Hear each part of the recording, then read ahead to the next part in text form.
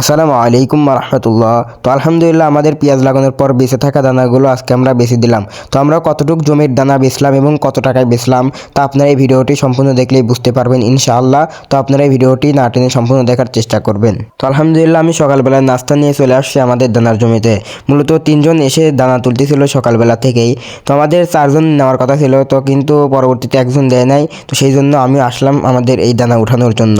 তো আলহামদুলিল্লাহ তাদেরকে সকালে নাস্তা করানোর পর আমিও নাস্তা করে আমি আলহামদুলিল্লাহ দানা তোলা শুরু করে দিছি। তো আপনারা যে দানাটা দেখতে পাচ্ছেন মূলত আমরা এই দানাটাই আমাদের পেঁয়াজের জমিতে লাগাইছি, কিন্তু আমরা যখন লাগাইছিলাম তখন আর কি এই দানাটা ছিল একটু চিকন চিকন।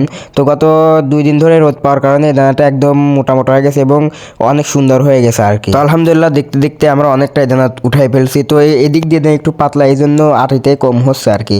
তো যাই হোক, এখন আমাদের এই আটিগুলো এক জায়গায় গুছাই রাখতে হবে, যাতে করে এখন যেহেতু রোদ উঠছে যাতে করে এই দানাগুলো নষ্ট না হয়ে যায় বা মরে না যায়। তো যেহেতু এই দানাগুলো কালকে লাগানো হবে, তো যারা আমাদের থেকে কিনছে তারা কালকে ইনশাল্লাহ লাগাবে এই দানাগুলো। তো আজকে যেহেতু শুক্রবার, তো সেই জন্য আজকে আমরা যাচ্ছি আমাদের বাসায় নামাজ কালাম পড়ে আসার জন্য।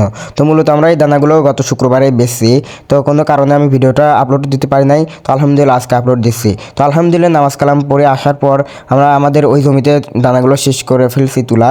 তো এখানে একটু দানা আছে, এই দানাগুলো তুললে আলহামদুলিল্লাহ আজকে আমাদের এই দানাগুলো তোলা শেষ হয়ে যাবে এবং তাদেরকে দিয়ে দেবো। তো আপনারা বলতে পারেন যে এই দানাগুলো কতটুকু জমিতে লাগানো যাবে এবং কত টাকায় বেচছেন। মূলত আমরা এই দানাগুলো 18,000 টাকায় বেচছি। তো এখানে 2 বিঘা জমিতে লাগানো যাবে। তো যে নিচ্ছে মূলত আমার এক মামা হয়, সে বলছে যে আপনারা তুলে দিবেন, তো আমরা 18,000 টাকা দিয়ে এই দানাগুলো নিয়ে যাব। তো আলহামদুলিল্লাহ এখানে আমরা 4 থেকে 5 জন মানুষ সারাদিন ভরে দানা উঠানোর পর আসের আজানের পর মূলত আমার ওই মামা এই দানাগুলো নেওয়ার জন্য আসছে ভ্যান নিয়ে। তো মূলত যেহেতু প্রায় অনেক দূরে যাবে, তো সেহেতু আমরা একটু তাড়াতাড়ি করে তাদেরকে উঠাই দেওয়ার চেষ্টা করতেছিলাম। তো এখানে বস্তা শর্ট পড়ার কারণে আমি বাসা থেকে বস্তা নিয়ে আসলাম। তো বস্তায় করে সুন্দরভাবে সাজিয়ে তাদের ভ্যানে তুলে দিছিলাম, তো তাতে তারা একটু সকাল সকাল যেতে পারে। তো আমরা তাড়াতাড়ি করে দেওয়ার সর্বোচ্চ চেষ্টা করার পরেও মাগরিব আজানের মনে হয় 20 থেকে 25 মিনিট আগে তাদেরকে বিদায় করতে পারছে আর কি।